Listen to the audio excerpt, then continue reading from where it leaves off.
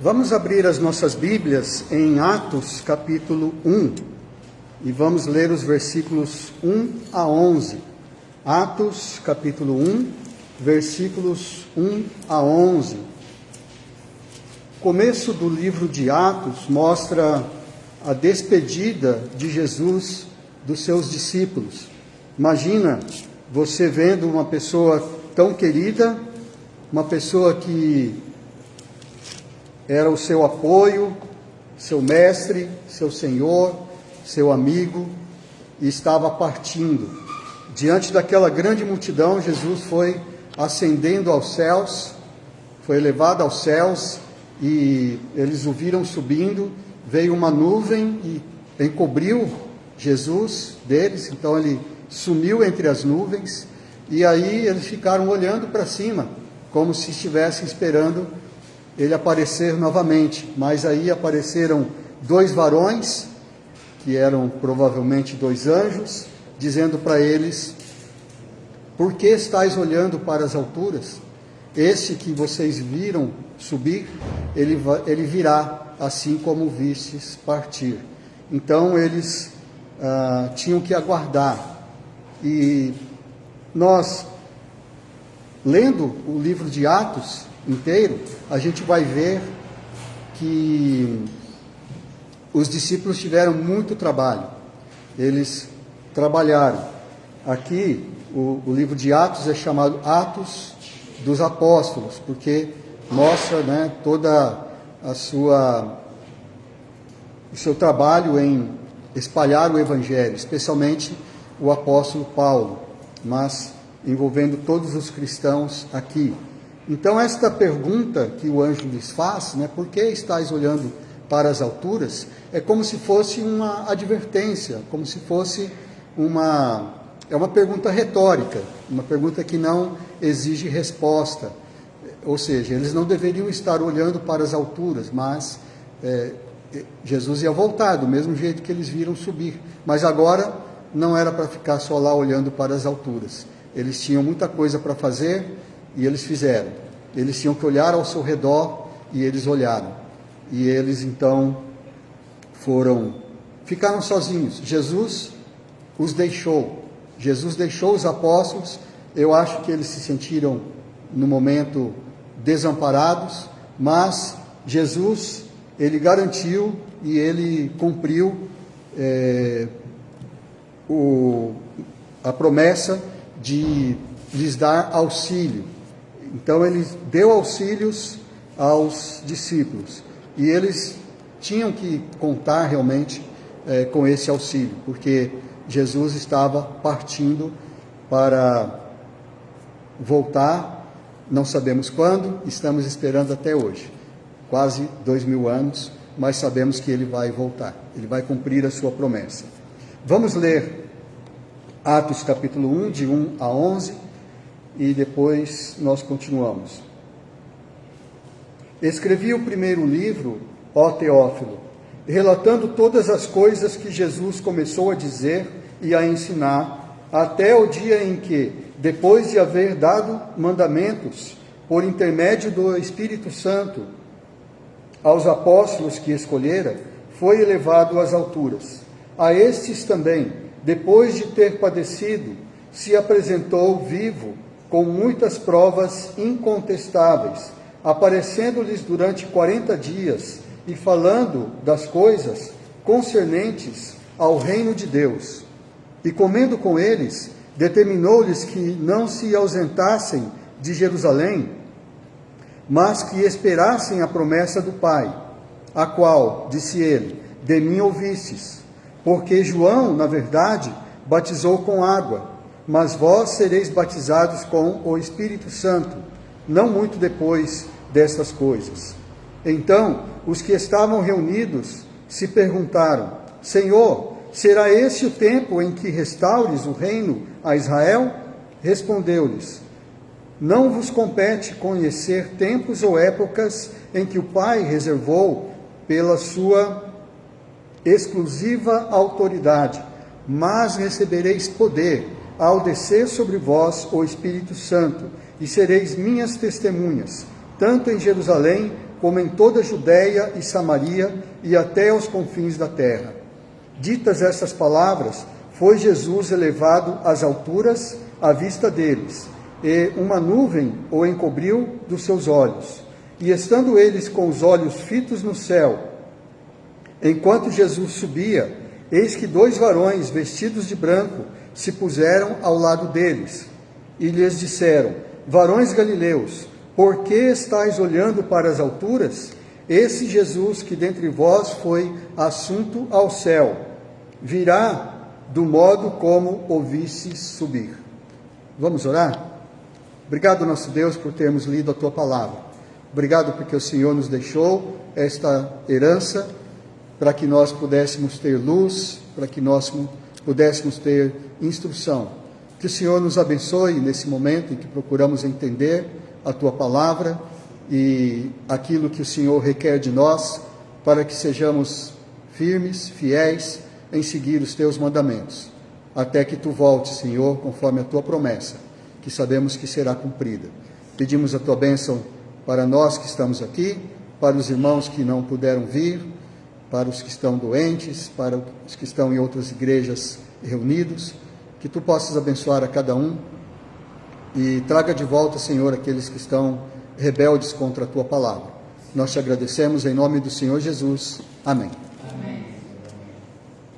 Por que estáis olhando para as alturas? Então, tem muita coisa para ser feita, tem muito... olha ao redor, né, como Jesus disse em outra ocasião, os campos estão prontos para a colheita. Ora ao Senhor para que mande trabalhadores, porque falta trabalhadores para a sua seara, a sua colheita. Nós vemos aqui que os discípulos, embora tiveram que se despedir de Jesus fisicamente, eles não foram totalmente abandonados. Eles tiveram auxílio do Senhor. Mas a gente vê que esse auxílio, ele não a gente pode dizer assim, não é de uma forma completa, não é de uma forma plena, porque há uma parte que os discípulos é que tinham que fazer. É como a gente diz naquele ditado, que você não deve dar o peixe para a pessoa, mas você deve ensiná-lo a pescar. Então é mais ou menos isso que Jesus fez. Ele não deu o peixe para os discípulos, ele os ensinou a pescar, literalmente, porque eles se tornaram pescadores de homens. E foi isso que Jesus fez. Então a gente vê aqui, quando a gente lê, por exemplo, os versículos 6 e 7, que um dos auxílios que eles receberam é o estabelecimento do reino de Deus. Jesus partiu, mas ele deixou esse auxílio, esta garantia de que o reino de Deus estava estabelecido, mas somente no coração dos crentes.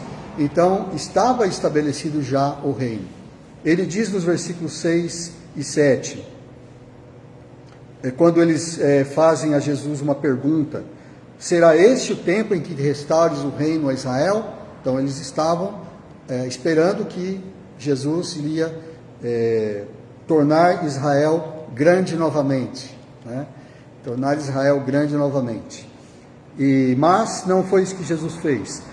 A resposta dele é: não vos compete conhecer tempos ou épocas que o Pai reservou para a sua exclusiva autoridade. É só o Pai que sabe. Não, vocês, pode ser que sim, pode ser que não, mas vocês não sabem e vocês não saberão. É só o Pai que sabe, a exclusiva autoridade do Pai. Então, por isso, não podemos afirmar que esse reino vai ser estabelecido hoje, ou amanhã, ou daqui 1 ano, ou daqui 1000 anos. A gente não sabe. É só o Pai que sabe. Mas isso vai acontecer. Mas ele diz no versículo... ele emenda, né, no versículo 8, que eles receberiam poder para serem testemunhas. Então, é com isso que eles deviam se preocupar. Então, Jesus deu essa garantia que o reino seria estabelecido, mas naquele momento ainda não da forma que eles queriam, da forma física, da forma que nós pudéssemos apalpar, mas somente no coração dos crentes. Aqui no Brasil, nós temos muitos evangélicos, nós somos, acho que, mais de 40 milhões hoje de evangélicos, e quando existem aquelas manifestações, como, por exemplo, Marcha para Jesus, a gente vê muita gente nas ruas, uma grande multidão. Então, quando tem manifestações até políticas, as pessoas também ficam orando e cantando hinos cristãos. E muitos até dizem, e tem até alguns adesivos que a gente vê nos carros por aí, dizendo que o Brasil é do Senhor Jesus. O Brasil é do Senhor Jesus. É verdade? É verdade. Jesus, ele tem todo o poder nos céus e na terra, ele tem toda a autoridade. Jesus, o Brasil é de Jesus, os Estados Unidos é de Jesus, a China é de Jesus, a Rússia é de Jesus, sim, mas da forma como as pessoas proclamam o Brasil é de Jesus, é como se quisessem dizer que por causa daquela grande multidão reunida ali em nome de Cristo, marchando, orando, cantando em nome de Cristo, significa que o Brasil se converteu, que o Brasil é de Jesus. Infelizmente, nós não podemos dizer isto do Brasil, porque o Brasil, nesse ponto de vista, ainda não é de Jesus. O Brasil é do carnaval, o Brasil é do futebol, o Brasil é da polarização política, o Brasil é de tantas coisas, mas ainda o Brasil não é de Jesus. Nós, os cristãos verdadeiros, somos de Jesus, mas não o Brasil. Não podemos dizer isso, porque o reino ainda não foi estabelecido. Nós, assim como os discípulos, queriam que fosse estabelecido um reino justo, um reino bondoso, um reino misericordioso, um reino que todos nós aguardamos, que todos nós ansiamos e queremos. Quando nós elegemos alguém para ser nosso representante no poder político, nós queremos escolher pessoas, e sempre escolhemos pessoas que nós temos esperança que vão ser assim, mas nós sabemos como os homens são, como a política funciona, e sabemos que não é assim. Jesus disse em Marcos, capítulo 10, versículo 30, que Ele nos daria vida abundante, que Ele nos daria, se nós deixássemos tudo para seguir Jesus, Ele nos daria muito mais. Então isso é uma promessa de vida abundante na terra. Nós temos sim essa promessa. Nós temos a promessa de vida alegre, de vida feliz, de vida em paz. Mas Ele alerta em Marcos 10, 30, tudo isso vem com perseguições. Com perseguições. Há perseguições no Brasil, há perseguições na Nigéria, muito mais graves, há perseguições na Colômbia, nos Estados Unidos, hoje uma igreja foi atacada, há perseguições no Nepal, em todo o mundo, e vários tipos de perseguições, porque ainda o reino de Jesus está estabelecido, mas ainda não da forma plena como ele será estabelecido no momento em que o Pai reservou para isso. É a exclusiva autoridade do Pai de saber esse momento, nós não podemos dizer quando é, mas os discípulos tiveram esse auxílio, essa garantia, e isso fez com que eles olhassem, não ficassem olhando para as alturas, mas olhassem ao redor e continuassem o trabalho que nós vemos aí eles realizando no livro de Atos, e até hoje, né, esse trabalho está sendo feito. Então esse é um dos auxílios que o Senhor nos deu, e deu aos discípulos, e dá a nós, mas nós não temos isso de forma completa. O reino está estabelecido, está garantido, mas por enquanto ainda é somente nos corações dos crentes, aqueles que creem realmente em Jesus. Um segundo auxílio que o Senhor deu aos discípulos foi o poder do Espírito Santo. O famoso versículo 8, que muitos já decoraram, mas recebereis poder ao descer sobre vós o Espírito Santo, e sereis minhas testemunhas, tanto em Jerusalém como em toda a Judéia e Samaria e até os confins da terra. Então eles receberam esse auxílio, o auxílio do Espírito Santo, e não é um auxílio qualquer, é um poder, o poder de Deus, o Espírito de Deus. Mas esse poder não era para ser usado em benefício próprio.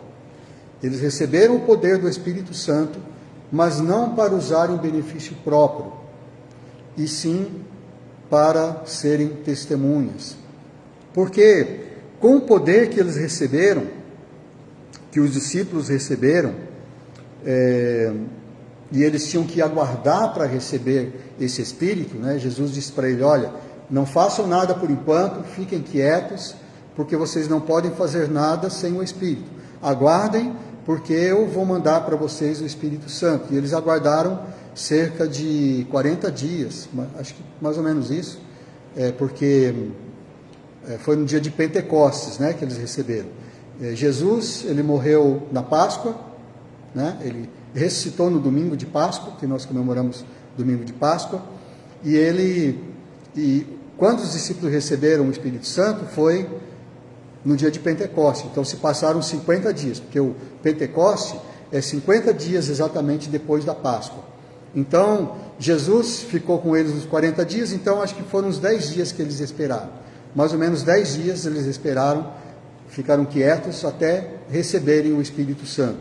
Quando eles receberam o Espírito Santo, eles receberam poder.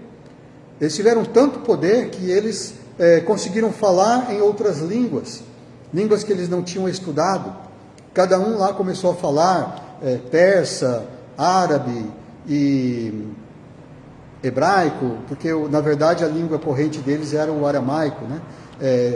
Começaram a falar em línguas estrangeiras, de todos, porque Jerusalém, lá em Jerusalém, na festa do Pentecostes, vinha uma grande multidão, vinha muitos estrangeiros, e tinha gente que não falava a língua do povo ali, então eles começaram a falar na língua de cada um, dos africanos, dos europeus, de todos os que foram lá. E eles ficaram admirados. Eles receberam tanto poder que eles puderam curar enfermos, né? Pedro e João curaram coxos, né?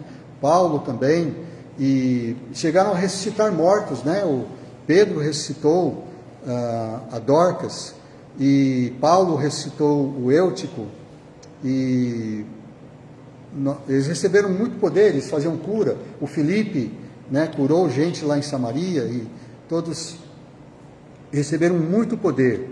Mas esse poder era para ser usado somente para o que era necessário ao reino de Deus. Eles não puderam, por exemplo, exercer juízo contra aqueles que mataram Tiago, irmão de João, que foi o primeiro mártir.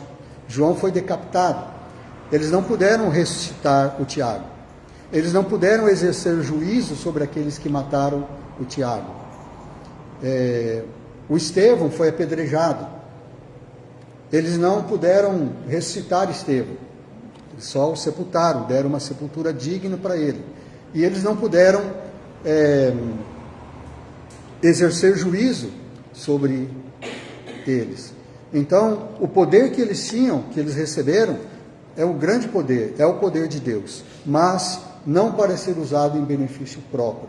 E assim também nós, que também cremos em Jesus, e no momento em que nós cremos, nós também recebemos o Espírito Santo, nós também recebemos poder, mas não é para usarmos em benefício próprio. Nós não podemos curar nossas próprias dores.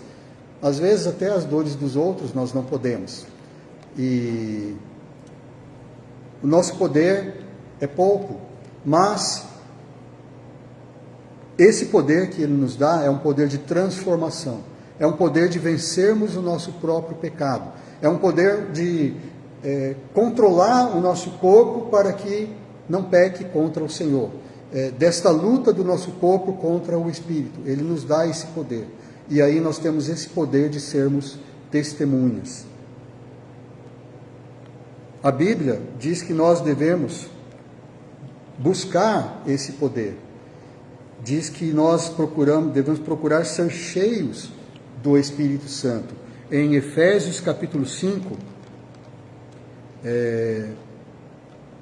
do versículo 18, né, 5:18, se você ler até, passando aí para o capítulo 6, até o 24 de Efésios, você vai ver o que é ser cheio do Espírito Santo, o que é buscar. Isso envolve lá a armadura de Deus, envolve você ser submisso uns aos outros, você cantar hinos e cânticos espirituais, ou seja, você estar participando aí da igreja, da comunhão. É assim que você vai se enchendo do Espírito Santo, estar em constante oração.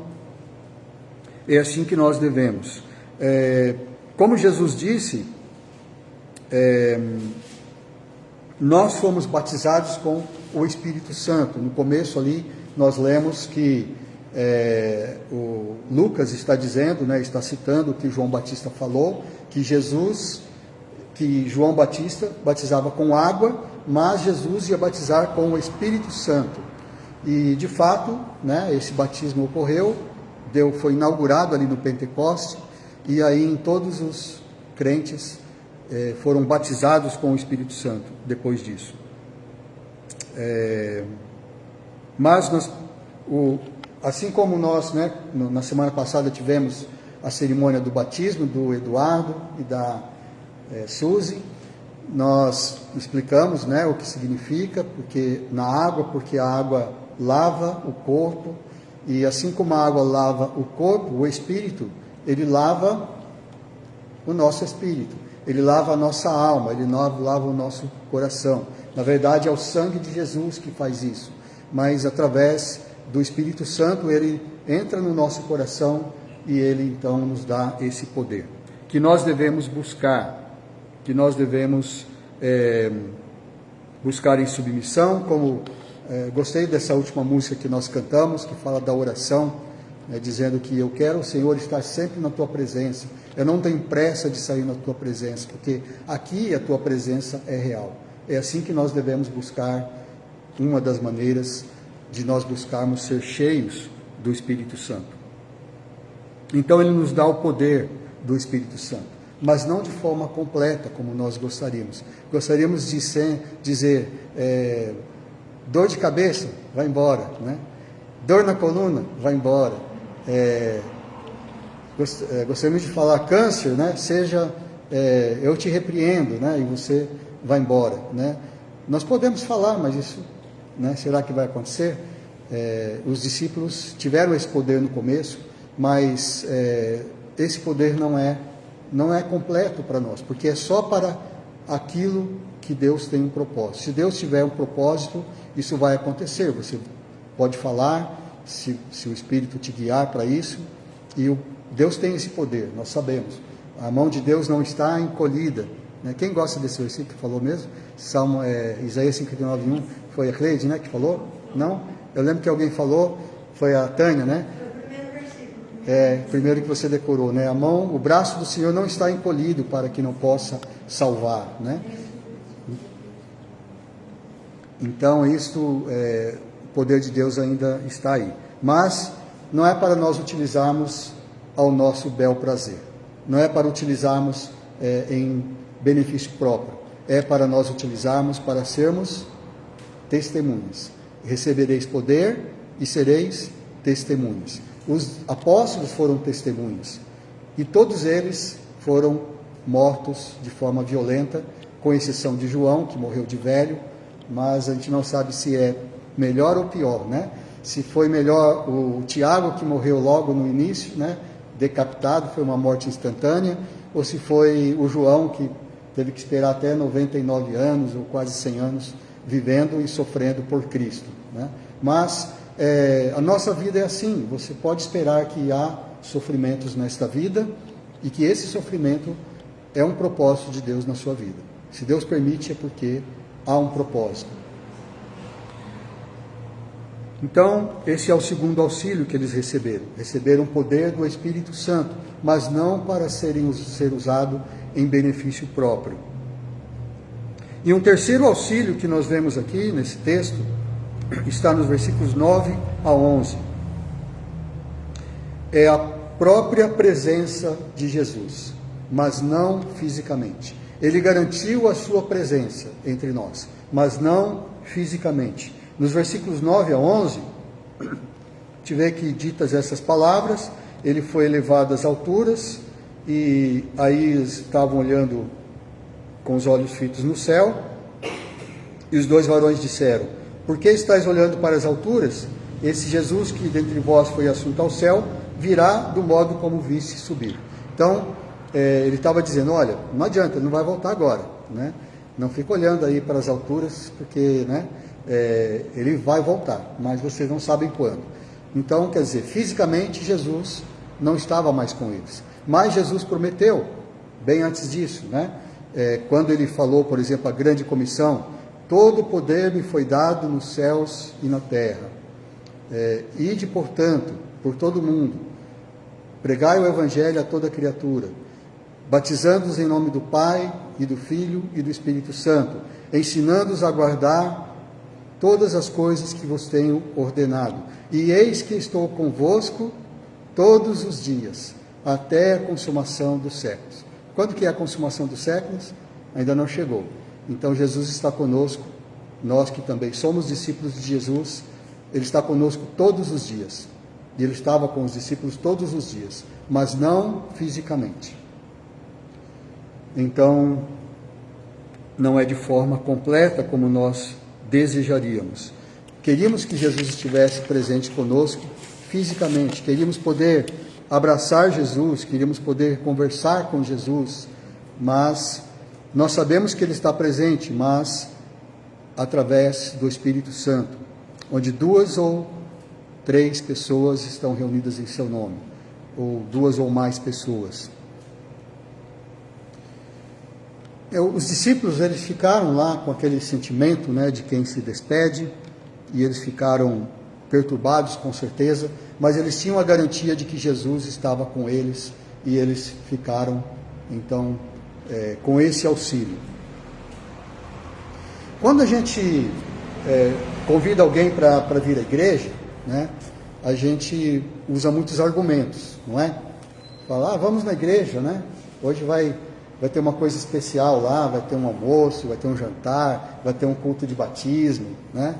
Vamos na igreja porque hoje vai ter um pregador de fora, ou vai ser o aniversário da igreja. A gente sempre usa algum argumento assim, né? O argumento mais poderoso que a gente poderia usar é: vamos à igreja porque Jesus está presente, não é? Jesus está presente na igreja, não é isso que ele disse? Você crê nisso que Jesus disse? Onde 2 ou 3 pessoas estão reunidas em meu nome, eu estou no meio deles. Então Jesus está conosco. Isso não é um grande argumento, mas às vezes para nós parece um argumento muito fraco. E se nós dissermos isso, as pessoas vão dizer: tudo bem, eu sei, né? Jesus está lá, Jesus está aqui também, Jesus está em todo lugar, né? A pessoa talvez vai reagir dessa forma. Mas se nós disséssemos: vamos na igreja porque o Augusto Nicodemos vai estar ali, né? Eu acho que a igreja ia encher, né? Eu acho que vamos à igreja porque o Diante do Trono vai estar lá, né? A Ana Paula Valadão, né, e o grupo Diante do Trono vai estar aqui. O Fernandinho vem na nossa igreja, né? Com certeza não ia caber todo mundo, a gente tinha que usar a parte de cima. Eu acho que muitas pessoas até pagariam para vir, né, para assistir. Por exemplo, né, vai ter a conferência da Fiel aqui na Águas de Lindóia. Todo ano acontece nessa época. Agora, semana que vem, eu acho que já, ou daqui a 2 semanas, já na semana que vem, eu acho que já começa, né, no próximo fim de semana, o Augusto Nicodemos vai estar lá, né? E vai ter outras pessoas lá, alguns pregadores internacionais, né? E as pessoas vão pagar para assistir, porque esses eventos custam caro, né? Eles têm que trazer pessoas de fora, tem que pagar a diária do hotel onde acontece o evento. Então as pessoas colaboram, né?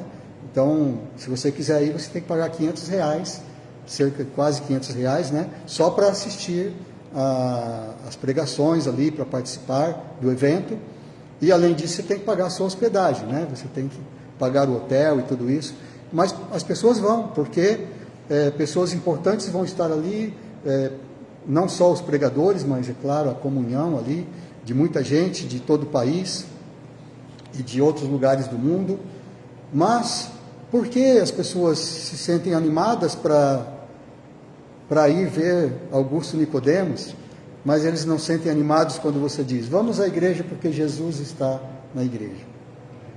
É porque Jesus não está presente fisicamente. Você não pode tocar. Se Jesus estivesse presente fisicamente, com certeza, né, viriam, né, e pagariam tudo, né, dariam tudo para estar com Jesus. Mas Ele está conosco. Isso que é importante. Só que Ele não está fisicamente, mas Ele está conosco. Então Ele não está nos dando o peixe, mas Ele está nos ensinando a pescar. Nós temos muito trabalho, nós não podemos só ficar, conforme a música, né? Eu não tenho pressa de sair daqui, né? Mas eu tenho que trabalhar, né? Eu tenho que estudar, eu tenho que ir para a igreja, né? Eu quero ficar mais aqui orando e falando, porque esse é o meu prazer de estar falando com Deus, e isso é bom, é importante, nós precisamos disso, é essencial para que nós estejamos cheios do Espírito Santo, mas não podemos ficar 24 horas orando, né? A não ser no pensamento, né? Em constante oração no Espírito, mas nós temos que fazer as nossas atividades, nós temos que olhar ao nosso redor, porque nós somos testemunhas de Jesus, temos que brilhar para Jesus. Com um viver diligente, assim me quer Jesus, sempre com o rosto contente, brilhando como a luz. Então, que Ele nos ajude a sermos assim e que possamos fazê-lo, né? Tem uma música, né, que a gente canta, As Nuvens Negras, né, que fala que quando estivermos no céu, nós vamos fazer muitas perguntas, nós vamos estar face a face com Jesus, nós vamos fazer muitas perguntas e Ele vai nos responder. Não será maravilhoso? Mas ainda não é a hora, né? Mas Jesus está conosco, só que não fisicamente. Ainda há muito sofrimento. Quando Jeremias estava falando lá para a nação de Israel, estava profetizando e dizendo que Babilônia ia tomar Israel, ia levá-los para o cativeiro, ia destruir Jerusalém por causa do pecado de Israel, as pessoas ficaram perplexas, né? Aqueles que acreditaram, né? Muitos não acreditaram que podiam vencer Babilônia, e Jeremias apelava para que eles não lutassem, para que eles se entregassem, porque aí o sofrimento ia ser menor, Jerusalém não seria destruída, eles só iam ser levados em cativeiro. Mas uma pessoa que auxiliava Jeremias, que provavelmente era o escrivão dele, aquele que escrevia os livros, chamado Baruque. Baruque era o auxiliar de Jeremias. Jeremias falou uma profecia pessoal para o Baruque, no Jeremias capítulo 45, de 1 a 5. Deus fala, né, através de Jeremias, diretamente para Baruque. Baruque, você está esperando coisas grandes? Você está me servindo e você está preocupado porque você vai perder seus bens, está preocupado porque vai perder suas terras, né, porque você vai ter que ir cativo para Jerusalém, ou você vai ficar por aqui, mas a vida não vai ser mais, né, como confortável, né, como era, porque Baruque, sendo um escrivão, com certeza ele era um funcionário público que ganha bem, que estava sempre ali na corte do rei. Jeremias também estava sempre na corte, era filho de sacerdotes, né? E então ele tinha uma vida confortável, né, aqui na terra. Mas aí Jesus fala para o Baruque: Baruque, não espere grandes coisas, considera a tua alma como despojo, a tua vida. A tua vida é mais importante do que os teus bens, do que tudo que você vai perder. Jerusalém vai ser tomada, Jerusalém vai ser destruída, vocês vão ser levados em cativeiro, e não vai ter mais aquela vida, né, de fartura, de tranquilidade, mas eu vou deixar você vivo. Então, considera a tua vida como despojo, ou seja, como recompensa, como garantia, porque você está me servindo. E é isso que aconteceu com Baruque, é isso que aconteceu com Jeremias. Eles ficaram vivos. Não sei se Baruque foi para a Babilônia ou se ele ficou lá em Jerusalém, Jeremias ficou, mas depois acabou sendo levado cativo pelos próprios judeus ali para o Egito. Mas não é uma vida fácil. A vida de um crente em Jesus não é uma vida fácil. Nós gostamos de cantar músicas que falam de vitória, né? Não adianta mexer contra um ungido, né? Quem toca no ungido, ele está desafiando a Deus. Tem uma música que fala mais ou menos isso, né? Não adianta mexer com os ungidos, né? Quem mexer contra os ungidos, quem lutar contra os ungidos vai cair por terra, né? É verdade isso, né? Isso é verdade, não é mentira. Mas a vida não é o tempo todo assim. A vida não é um mar de rosas para o cristão.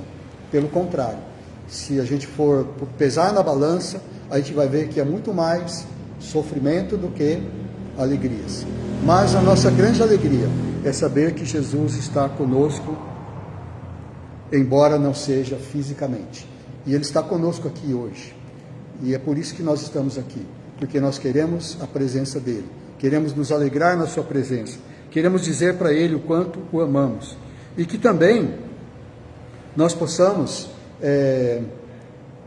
pagar o preço de, como nós cantamos também, né, da comunhão, porque às vezes é difícil estar em comunhão, às vezes é difícil tolerar o irmão, às vezes é difícil perdoar, mas nós precisamos estar assim. E no dia a dia precisamos brilhar para Jesus.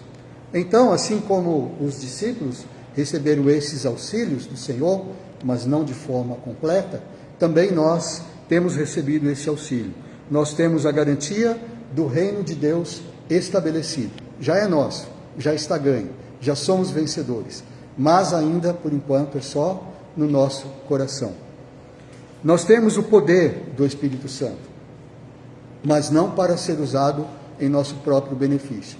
É para que nós possamos vencer a nossa própria carne, nossa própria tentação, nosso próprio pecado, e andarmos sendo testemunhas de Jesus por onde andamos.